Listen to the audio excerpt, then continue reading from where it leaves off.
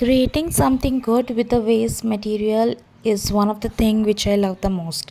So here is a West Side bag which was half torn and I wanted to recreate it. So I'm just taking a old cardboard, folding it and pasting over it. Simple folds, and once it is done, here is the handle. I'm just going to paste the same handle over it for the hanging purpose. Now here is an old calendar which was just worn out during the painting of the house, and some paper. I have made it a booklet and pasted so that I can write something notes on it. And I was thinking what to do, and finally I thought, okay, let me write one quote over it.